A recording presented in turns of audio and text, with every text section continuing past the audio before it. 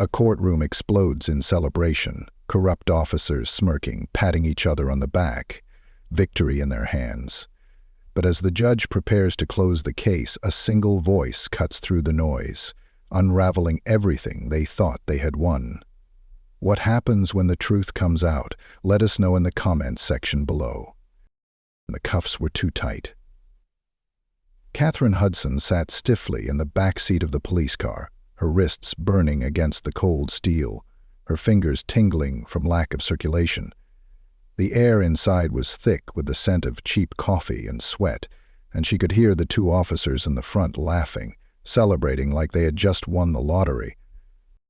"I told you," Officer Chad Rollins said, grinning as he glanced at his partner. "She walked right into it, didn't even see it coming." Sergeant Ethan Walker chuckled, his fingers tapping against the steering wheel. "Text the guys. Let 'em know we got another one. Another big catch for the department." Catherine didn't say a word. Her heart pounded, but her face remained blank, unreadable. This wasn't the first time she had been in handcuffs, but this was different. She wasn't playing a role. She wasn't under deep cover. This time, it was real. Or at least, it looked real. Her hands curled into fists. These men thought they had her, thought they had caught just another black woman who didn't belong, who could be thrown away without a second thought. She had seen this play out too many times before. They didn't know who she was.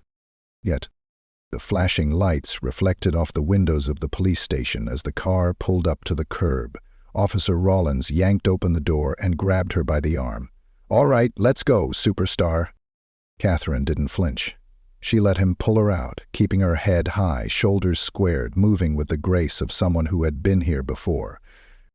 The moment she stepped inside, the noise hit her. Phones ringing, voices shouting, the clatter of keyboards. The station smelled of old coffee, burnt plastic, and something deeper, something stale, like the ghosts of 1,000 injustices that had passed through its walls. A few officers turned to look as she was led past the desks, some raising an eyebrow, others smirking. One of them, a younger officer with nervous eyes, leaned toward Rollins as they walked by. "This hurt?" "Oh yeah," Rollins said. "Busted her right in the middle of the university. Bag full of powder. A real shame." The younger officer hesitated, shifting on his feet. He opened his mouth, then closed it, swallowing whatever doubt had tried to crawl its way out. Catherine caught the flicker of hesitation in his eyes. Good. They might not know who she was yet, but something about this wasn't sitting right with at least one of them. Rollins shoved her forward, leading her toward processing.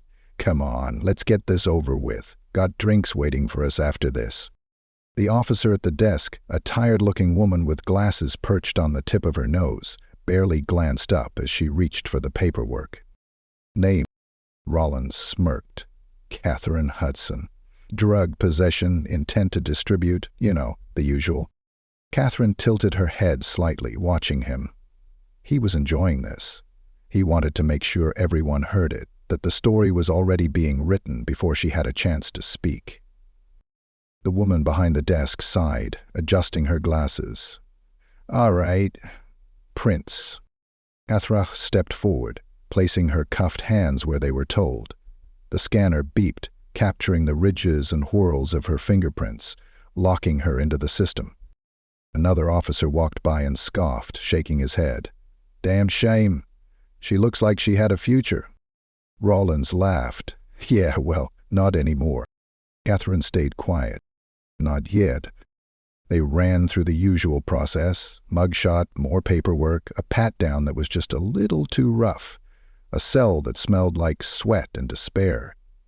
The door clanged shut behind her, the metal cold against her fingertips as she leaned back against the wall. She exhaled slowly. Now the game began. She knew exactly what would happen next. They would sit her here for hours, let the walls close in, let the weight of the system press down until she broke, until she begged, until she confessed to something she didn't do. Then they would parade her in front of the judge, shove a plea deal in her face, take it, or face years behind bars. It was a script she had seen play out too many times, and they had no idea that she was about to rewrite it. Hours passed. Footsteps echoed down the hall, growing closer. Then, a key in the lock. Rollins stepped in, holding a file in one hand, his smirk still firmly in place. "All right, here's the deal," he said, leaning against the bars. "Your little stunt tonight, not gonna fly. We got everything on you. Fingerprints on the bag, surveillance footage, witness statements. It's open and shut." Catherine tilted her head slightly. "Is it?" Rollins narrowed his eyes. "You got two choices," he continued. "We can do this the easy way, or we can do it the hard way. The easy way? You take the deal. 5 years. Could be out in 3 with good behavior. Not bad, huh?" Catherine didn't move. Rollins' smile faltered slightly. "The hard way?" he went on, shifting his stance. "We take this to trial, and trust me, you don't want that. A jury in this town? They'll eat you alive." Catherine exhaled through her nose, the ghost of a smile playing at the corners of her lips. "I appreciate the offer," she said, her voice smooth, measured, "but I think I'll pass." Rollins blinked. "Excuse me." "I said no." Silence. For the first time since this started, Rollins' confidence cracked, just a little. Catherine leaned forward slightly, her voice dropping just enough to make him lean in. "You think you've got me," she said. "You think you know exactly how this is going to go. But here's the thing." She smiled. "You don't." Rollins' jaw clenched. "Suit yourself," he snapped, shoving the file under his arm. "Enjoy rotting in here." He turned and stalked out, slamming the door behind him. Catherine leaned back against the wall, closing her eyes for just a moment. One down. The real fight hadn't even started yet. Catherine sat in the dimly lit holding cell, her fingers tapping against the metal bench beneath her. The rhythm was slow, deliberate, the sound barely audible against the steady hum of the station outside. It was a habit, something she did when she was thinking, when she was planning. They thought she was just another statistic, another name to be buried under a system designed to crush people like her. They thought they had her backed into a corner, and maybe, if she were anyone else, they would have. But Catherine Hudson had spent her entire career studying men like them, watching how they operated, learning their moves before they made them. The game wasn't over. It hadn't even begun. The sound of footsteps approaching made her pause, her fingers stilling mid-tap. The lock clicked, and the heavy door creaked open. Lisa Barrett stood in the doorway, her expression unreadable. She was young, fresh out of law school, and carried herself like she still believed the system could be saved, that it could be fair if people just fought hard enough. Catherine almost pitied her. Lisa stepped inside, setting a thin folder on the bench between them. "I'm your public defender," she said. "Lisa Barrett." Catherine gave a slow nod. "Pleasure." Lisa's lips pressed together, her eyes flickering over Catherine's face. "Look, I won't waste your time. The prosecution's offering a deal, 5 years. Plead guilty, and you could be out in 3. Catherine leaned back against the wall, her gaze steady. "That's cute." Lisa blinked. "I'm sorry? That you think I'd take it?" Lisa exhaled sharply, rubbing the bridge of her nose. "Listen, I don't know what you're holding on to, but this is the best deal you're going to get. They have evidence, fingerprints, surveillance footage. They have a witness." Catherine tilted her head slightly. "Do they?" Lisa sighed. "Yes. And if we take this to trial, they'll make sure a jury sees you as nothing more than a criminal. The best-case scenario is a conviction that lands you 10, maybe 15 years. Catherine studied her, watching the way her hands clenched slightly at her sides, the way her voice wavered just enough to betray the uncertainty beneath it. Lisa believed what she was saying. That was the problem. Catherine leaned forward, lowering her voice just enough to force Lisa to listen carefully. "You know what I think? I think you know something about this case isn't right. I think you feel it deep down, but you're too scared to say it out loud." Lisa's jaw tensed. Catherine's voice softened. "What do you think happens if I take the deal?" Lisa frowned. "You do your time and—" "No," Catherine cut in. "Not to me. To them." Lisa hesitated. Catherine smiled faintly. "They celebrate, they go out drinking tonight, maybe. They make a few jokes, maybe. They don't even remember my name in a week, but they know it worked. They know they can do it again. And again." Lisa swallowed. "I don't." "You do," Catherine said. "You just don't want to admit it." For a long moment, Lisa didn't move. She looked at Catherine like she was trying to figure something out, like she was searching for a crack in the confidence that Catherine refused to let slip. Then she exhaled and shook her head. "I can't make promises, but if you really want to fight this—" "I do." Lisa nodded, grabbing the folder and tucking it under her arm. "Then I'll start looking into the evidence, but I need you to be ready. This won't be easy." Catherine smirked. "I never expected it to be." Lisa left without another word, and Catherine let the silence settle around her once more. She had planted the first seed. Now she just had to wait for it to grow. Hours passed. Maybe more. She closed her eyes, listening. The murmur of officers moving in and out of the station, the ringing of phones, the distant laughter from a break room, the kind of laughter that only belonged to men who believed they had already won. Then footsteps. Not rushed, not casual, purposeful. The doors swung open again, and this time, it wasn't Lisa. Officer Chad Rollins stepped inside, arms crossed, a smirk still playing on his lips. "You know," he drawled, "I gotta give it to you. Most people in your position are already begging for a deal by now." Catherine didn't move. Rollins stepped closer, his shadow falling over her. "I don't think you understand how this works." Catherine looked up at him, her expression carefully neutral. "Oh, I think I do." His jaw tightened slightly. "You think this is some kind of game?" Catherine tilted her head. "Isn't it?" Rollins scoffed, shaking his head. "You really want to take this all the way to trial? You think a jury's going to believe you over us?" Catherine smiled, slow and deliberate. "I think you're scared." Rollins' smirk faltered for just a fraction of a second. Catherine leaned forward, just enough to make him uneasy. "I think you know exactly what you did. And I think deep down you know you left a loose end somewhere. Because men like you—" She let the silence stretch between them. "You always do." His hand curled into a fist at his side. He was good at hiding his temper, but she could see it. The way his shoulders tensed, the way his fingers twitched like he wanted to grab something, her, the chair, the file in his hand, anything to ground himself. "I don't know what you think you're playing at," he muttered, voice low, "but it won't work." Catherine smiled.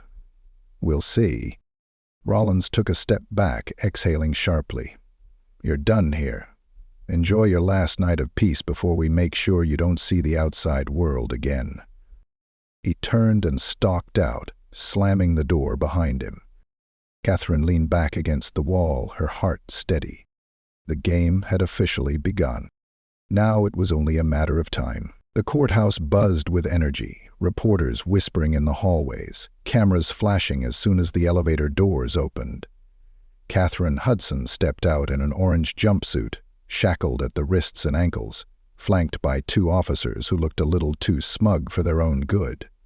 The hallway smelled like cheap floor polish and coffee left out too long, and every step she took echoed in the marble-clad corridors. She held her head high, her expression unreadable, eyes scanning the crowd as if she were observing the world from the outside. Lisa Barrett walked beside her, gripping her briefcase so tightly that her knuckles had gone white. She had spent the past 3 nights drowning in law books, old case files, and security footage she wasn't supposed to have. Her doubt was still there, but something had shifted. The more she looked, the less things made sense. Catherine wasn't some street dealer. She didn't fit the mold, didn't have the history, and none of the so-called evidence against her had any real weight. And yet, here they were, about to argue against an entire system that had already decided her fate before she ever stepped into this building. "Stay calm," Lisa muttered as they neared the courtroom doors. Catherine smirked. "I am calm." Lisa shot her a look, but Catherine wasn't lying. She had never been more in control. The moment they entered, all eyes turned toward her. The jury was already seated, a collection of faces she didn't recognize, but had studied from a distance. Mostly white, mostly older. The kind of people who would already have an opinion about a black woman accused of drug possession before a single word was spoken. On the prosecution's side, District Attorney Richard Calloway sat stiffly, his suit crisp, his glasses perched perfectly on his nose. He didn't even look at Catherine as she was led to her seat, his focus instead on the documents in front of him. He had already won in his mind. Judge Rebecca Thornton entered, her robe billowing behind her as she took her seat. She was older, seasoned, with deep lines set into her face from years of watching cases like this unfold. She adjusted her glasses, took a slow sip of water, then cleared her throat. "Let's proceed." The bailiff called for opening statement. Calloway stood first, buttoning his suit jacket as he walked toward the jury. He didn't need notes. He had done this 100 times before. "Ladies and gentlemen of the jury, what we have here today is a simple case. The defendant, Catherine Hudson, was caught in possession of illicit substances with the intent to distribute. The evidence is clear. Her fingerprints were found on the bag. She was seen on security cameras, and we even have a witness prepared to testify against her." He turned slightly, pacing in front of them. "This isn't about race, about background, or about privilege. This is about facts, and the facts tell us that Catherine Hudson broke the law." He let the words settle, then walked back to his seat, looking satisfied. Lisa took a breath, then stood. She was nervous. Catherine could see it in the way she adjusted her blazer, in the way she exhaled sharply before taking her first step forward. But she spoke with conviction. "The prosecution would like you to believe this is simple," Lisa said, looking directly at the jury. "That the evidence is airtight. But what if I told you that things are not what they seem?" She paused, letting the silence stretch just long enough. "The defendant is a woman with no criminal history, no prior arrests, no connection to the drug trade, and yet in the middle of a university campus during a public lecture, she was somehow involved in a crime she has no record of committing before?" She turned slightly, facing the jury fully now. "I ask you, does that sound simple to you?" Murmurs ran through the courtroom. Lisa knew she had their attention. Judge Thornton nodded. "Proceed with the first witness." Calloway stood. The prosecution calls Officer Chad Rowlands to the stand. Catherine's hands tightened in her lap. This was the moment she had been waiting for. Rowlands walked up, adjusting his uniform, his expression carefully neutral. He took the oath, then settled into his seat, back straight, eyes forward. Calloway approached. "Officer Rowlands, can you tell the court what happened on the night of the arrest?" Rowlands nodded. "We received an anonymous tip about a drug deal happening on campus. My partner and I arrived at the scene and witnessed the defendant acting suspiciously near a backpack that contained a large quantity of cocaine. When we approached, she attempted to walk away quickly, so we stopped her. Upon searching the bag, we found her fingerprints all over it." Calloway nodded approvingly. "And were there any other individuals present?" "No, just her." Calloway smiled slightly. "No further questions." Lisa stood. She approached Rowlands slowly, her heels clicking against the polished floor. "Officer Rowlands," she began, her voice steady, "you mentioned an anonymous tip. Do you know the identity of the caller? Rollins hesitated. No. Lisa nodded. So you can't confirm whether or not this tip was legitimate. The call was traced to a public phone booth, Rollins said quickly. We followed protocol. Lisa tilted her head. Speaking of protocol, you stated that the defendant's fingerprints were found on the bag. Are you aware of how many sets of fingerprints were present? Rollins shifted slightly in his seat. The report only focused on hers.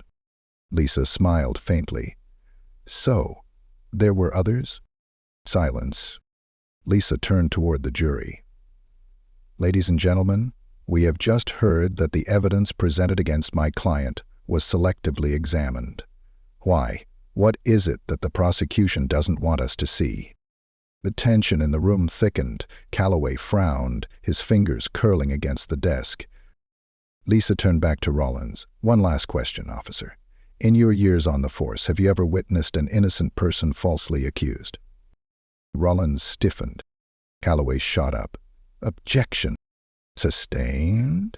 Judge Thornton said, though her gaze lingered on Rollins a moment longer than necessary. Lisa nodded, stepping back. No further questions. The courtroom buzzed as Rollins left the stand, his face tight, his jaw clenched. He didn't look at Catherine as he walked by. He was starting to crack. The next witness was called, a forensic analyst. Lisa questioned the inconsistencies in the fingerprint evidence, the lack of other suspects, the rushed nature of the investigation. By the time the court recessed for the day, Calloway no longer looked as confident as he had in the morning. Catherine was led back to her cell, her chains clinking with every step. Lisa walked beside her, whispering under her breath. "They're starting to doubt." Catherine smiled. "Good." Lisa hesitated. "There's something else." Catherine looked at her. Lisa glanced around, lowering her voice. "I found something in the evidence reports. A file that was supposed to be sealed. It lists you as a—" She stopped herself. "It doesn't matter. Not yet. But if they find out—" Catherine's gaze hardened. "Then we make sure we get to the truth first." Lisa nodded slowly. Tomorrow the real fight would begin. The courtroom was packed. The energy inside buzzed with tension, thick and suffocating, as if everyone in the room was holding their breath at once. The prosecution had played their hand, done everything in their power to paint Catherine Hudson as a criminal, a trafficker, a liar. And yet, cracks had already begun to form. The jury had seen them. They had heard Lisa Barrett rip through the inconsistencies in the investigation, had watched Officer Chad Rollins stumble over his own words, had felt the weight of something much bigger lurking beneath the surface. Catherine sat at the defendant's table, calm, unreadable. Her hands were folded neatly in her lap, but her mind was sharp, calculating. She had spent her entire career studying deception, watching men like Rollins and Calloway bend the system in their favor, believing that their power made them untouchable. Today, that illusion would shatter. The bailiff's voice rang out. "The defense calls Catherine Hudson to the stand." A murmur ran through the courtroom. This wasn't part of the plan. Defendants rarely testified in their own trials, especially not when the prosecution thought they had already won. Catherine rose, her orange jumpsuit stark against the dull wood of the courtroom. The chains around her wrists rattled softly as she walked to the stand, but her steps were steady, deliberate. She took her seat, lifted her chin as the bailiff swore her in. Lisa stood, walking slowly toward the witness stand, meeting Catherine's gaze. There was a flicker of something there, something unspoken between them. Lisa turned to the jury. "You've heard the prosecution's version of events. You've heard about the so-called evidence against my client. Now, let's hear her side of the story." She turned back to Catherine. "Ms. Hudson, were you in possession of the drugs the night of your arrest?" "No." "Did you know about the bag before Officer Rollins and Sergeant Walker approached you?" "No." Lisa nodded, pacing slightly in front of the jury. "Then why do you think you were arrested?" Catherine let a small smile play at the corner of her lips. "Because it was never about the drugs." A hush fell over the courtroom. Lisa's voice was steady. Then what was it about? Catherine exhaled slowly, then turned her gaze to the jury. It was about power, control. Officers Rollins and Walker have done this before, planted evidence, falsified reports, manipulated the system to lock away people they believe won't fight back. Calloway shot up. Objection. Judge Thornton lifted a hand. Overruled. Continue. Lisa leaned forward slightly. How do you know this? Catherine held her stare. Because I've been investigating them for 2 years. The room exploded. Gasps, whispers, a frenzy of movement from the prosecution's table. Calloway's face drained of color. Rollins stiffened in his seat, his hands curling into fists. Lisa didn't move. She let the moment settle, let the weight of Catherine's words sink into the jury's skin. Then she spoke again. Would you like to clarify what you mean by that? Catherine nodded. I work for the Federal Bureau of Investigation. My real title is Director Catherine Hudson. The courtroom descended into chaos. Reporters scrambled, typing furiously into their phones, murmurs turning into full-blown shouts. Judge Thornton pounded her gavel. Order! Order! It took nearly a full minute for the noise to die down. Catherine remained perfectly still, her gaze unwavering. Lisa turned back to her. You were undercover? Yes. For what purpose? Catherine exhaled. We received numerous reports of corruption within the Birmingham Police Department, specifically tied to officers manufacturing drug cases to boost arrest numbers. I was planted as a civilian target to confirm the pattern. Lisa let that sit. And did you? Yes. Did officers Rollins and Walker tamper with evidence in your case? Catherine turned her head, locking eyes with Rollins across the room. Yes. Rollins jumped up. That's a damn lie. Judge Thornton slammed her gavel again. Officer Rollins, sit down or I will have you removed. Calloway shot up. This is outrageous. If she was undercover, why wasn't this disclosed before trial? Catherine let a slow smirk cross her lips. Because I wanted to see how far you were willing to go to bury an innocent woman. Silence. Lisa stepped forward, placing a thick file onto the stand. Your Honor, the defense submits into evidence a federal investigation file that details Officer Rollins and Sergeant Walker's involvement in falsified drug charges spanning 5 years. Judge Thornton's lips pressed into a thin line. Proceed. Lisa flipped open the folder. Contained in this file are sworn affidavits from multiple victims, forensic evidence showing tampered fingerprints, and internal police reports that contradict Officer Rollins' testimony. She turned to the jury. This isn't just about my client. This is about how many people were locked away under false pretenses, how many families were destroyed by men who believed they were untouchable. Catherine met the jury's gaze. I was one of the lucky ones. I had a way out. But how many others didn't? The room was deathly silent. Lisa exhaled. No further questions. Judge Thornton turned to Calloway. Prosecution? Calloway stood, face pale, hands shaking slightly. No questions. Lisa turned back to the judge. Your Honor, in light of this new evidence, the defense moves to dismiss all charges against my client and requests immediate release. Judge Thornton's expression was unreadable. The entire room was waiting, breath caught in their chests, waiting for the hammer to drop. She looked at Catherine, then at the jury. Then she nodded. Motion granted. All charges against Catherine Hudson are dismissed. Another explosion of noise, cheers from one side of the room, furious whispers from the other. Catherine closed her eyes for just a moment, allowing herself to feel the weight of what had just happened.